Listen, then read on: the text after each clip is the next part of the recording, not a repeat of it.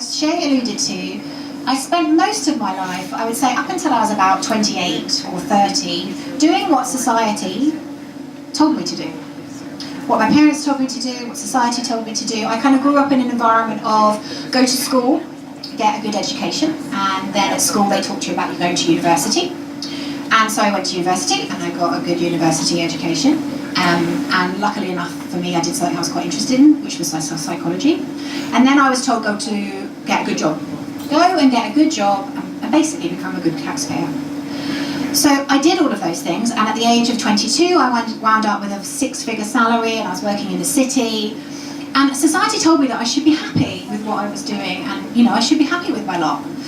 Yet for 10 years I suffered with chronic depression. I had a nervous breakdown at 24. I had a drug and alcohol problem. I had a very healthy cocaine habit for quite a few years, and I was really covering up my dissatisfaction with my life through external means. And at the age of 28, I had a rather large spiritual awakening. And from that point, I decided to live my life differently. And what I didn't realise at the time was I started to do my Dharma. But I had no concept of Dharma at that point. But what I started to do was follow the things that excited me and that I was truly passionate about. And that leads me onto you and your Dharma. Now, what is it that you are truly passionate about? You've discussed a couple of the things here with friends next to you, because society tells us we can't do those things. Well, I'm here to tell you you can. If that is your Dharma, if that is your purpose, it will unveil itself to you. And I'm going to tell you some secrets about how you can tune in to your Dharmic path. So, what I'm going to tell you next, some secrets. So let's talk about Dharma first of all. So Dharma is a word that is used in 18 different Indian languages. It means different things actually, just to make it more confusing, in different Indian languages. So the Buddhists use it to mean their teachings. When I refer to Dharma, I talk about the Vedic texts and the Vedas. And the simplest way to talk about the Vedic texts and the Vedas would be to describe them as the Indian version of the Bible. This was information that was kept for the upper echelons of society. It was passed down by kings and queens. So kings and queens knew how to do their Dharma. They knew access to this information, but it wasn't given to the likes of you and me. And one of my purposes is to bring this information to the Western world. I studied with a gentleman called Chris Atwood. You may have heard of him, created a passion test. He had some incredible life himself. He studied the Vedic text for 10 years. And actually, what Dharma actually means is the path of right action for the individual and humanity at the same time. So let's break that down a bit. What the Vedas say is that we are completely unique. And wouldn't you agree, we've been talking about boxes earlier on this evening, there are 7.5 billion people on the planet, but there is only one you. And I'm here to tell you that your passions and your dreams are not random. They are unique to you, and they're given to you for a reason. So what the Vedas say is you're completely unique, and you have a gift, and you have a purpose, and that purpose will be unveiled to you over the course of your life. But how you activate your Dharmic path is you follow your passions. So if you imagine your passions are like breadcrumbs, I want you to think of your passions as a breadcrumb trail leading you to your Dharmic path. Now when you follow your passions, what happens is you activate this secret world. And what happens is you actually resonate at a higher level. So if you think about passion, joy, and you think about bliss, those are very high level emotional vibrational states. When we're anxious, when we're depressed, I was depressed and anxious for 10 years, I've learned this the hard way. I was in a very low level emotional vibrational state, and what you put out in the universe comes back. So if we follow our passions, if we follow our breadcrumbs, we activate ourselves at a very high level. And of course, when we're doing the things we love, we have this endless, boundless energy. And of course, we put that out into the world, and it will be shown back to us. But what tends to stop people is we tend to think, I'm too young, I'm too old, I'm a girl, I'm a boy. We reduce ourselves. So what I want you to do now with your partners is take fear and take money out of the equation and tell your partner what you would be doing if fear and money was not in the equation. So you've got 1 minute each, off you go. So, what an interesting question. If we take fear and money out of the equation. Now, the biggest secret that I've got to tell you that the Vedas talk about is actually when we do our Dharma, we are supported. So what people tend to think and believe is actually that you can't make a living from your passions, you can't make a living from the thing that you're truly passionate about. But the Vedas tell us the opposite. What the Vedas talk about is when you are resonating at a high level, when you are doing the things that you totally love, when you are following your bliss, you are in alignment with universal energy force. And of such, you are in alignment with the evolution of the planet. Now, we are at a critical point in humanity's existence, and it needs people like you and everybody in this room to do your Dharma.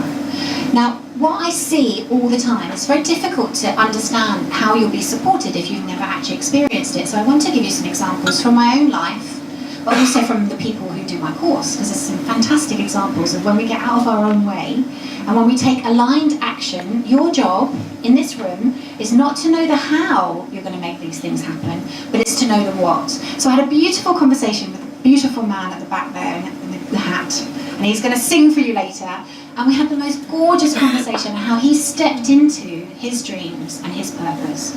And his dreams were made for him. Your dreams are made for you. And he described how he has been supported in that journey since that happened.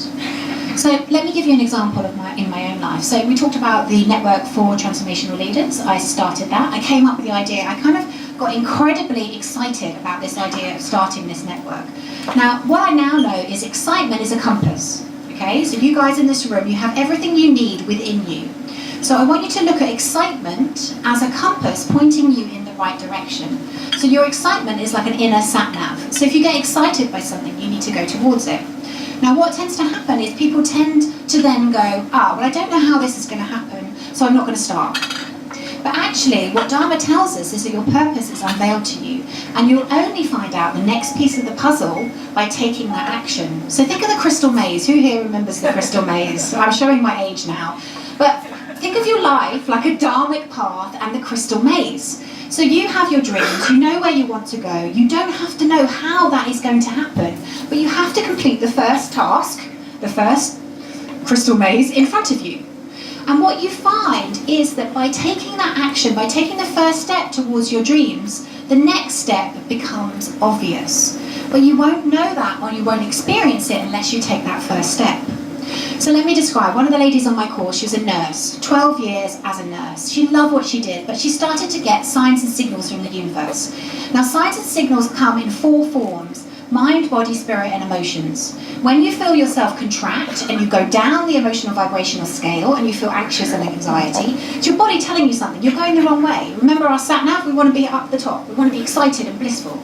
So anyway, nursing wasn't fulfilling her anymore. So she decided she wanted to, through my course, to become a soul coach. She got so excited about the idea. It just resonated with her. She felt it, in her soul. Literally, is what she wanted to do. So I said to her, okay, go and find out about it. She said, I don't know how I'm going to do that. It's very expensive. Look, your job is not to know how, your job is to know what. So she went and researched courses. Off she went, researched courses. She found courses, and she found this amazing course, $10,000. Oh, I don't know how I'm going to do it. Just don't worry. Your job is to know not what, not how. So she took the aligned action. She found out about the course. She even was speaking to the course. 2 weeks later, her husband comes home and he shows her a notice that he's taken off the hospital waiting notice board. He also works at the hospital. It basically says that anybody who's worked at the hospital for more than 10 years is entitled to a further educational grant. So, you guessed it, she applied for the grant, and yes, she got the £10,000 educational grant. Now, I see this time and time again. When you're in alignment with who you are, your passions, your unique talents, and you're in service to others, the universe has our back. The universe will support you. So my final task for you this evening is I want to take you into the future. I want you to go 3 years into the future. Okay, it's going to be 2021? Shut your eyes. It's 2021. And I want you to think about what your life looks like and what you want to achieve by 2021. Think about what you want to achieve by 2021. I want you to think of the 3 things that you want to achieve by 2021 that you'd really regret not achieving, not taking the action towards. And I want you to tell your neighbour what the 3 things are that you want to have achieved by in 3 years' time. Go. And remember, to activate your Dharmic path, you have to be doing what you're passionate about. You have to be using your unique gifts and talents. But your job is not to know how, but it's to know what. So your dreams are your what. Now your purpose will unveil itself to you as you go through life. And as you take the aligned action, the next step will become obvious to you. Your excitement is your compass and your inner sat-nav. And what the Vedas talk about, which I think is so beautiful, actually, our job in life, why we came to earth, is to fulfill our purpose, to be the highest and fullest version of ourselves. And when we do that, what the Vedas say and stipulate is actually we will bring the world back into balance. If you imagine all of us living our life, our best life, our blissful life, our joyful life, our happy life, we're really resonating at a huge, high level, and then so is the planet. And what happens is magic and miracles are truly possible when you do your Dharma. Now, our world is in a critical state. I think everybody would agree. And for us to solve the problems that we really have in the universe at the moment, it's going to take something pretty amazing and pretty drastic. And my way of helping the planet is to empower and inspire you to do your Dharma. There is something called cosmic Dharma, which is activated when you have large groups of people doing their Dharma, fulfilling their highest potential. So you, in this room tonight, you've gone 3 years into the future, you know what you want your life to look like. I want you to commit to taking the action, to fulfilling your dreams, and not only fulfilling your dreams, but helping to heal the planet. Thank you.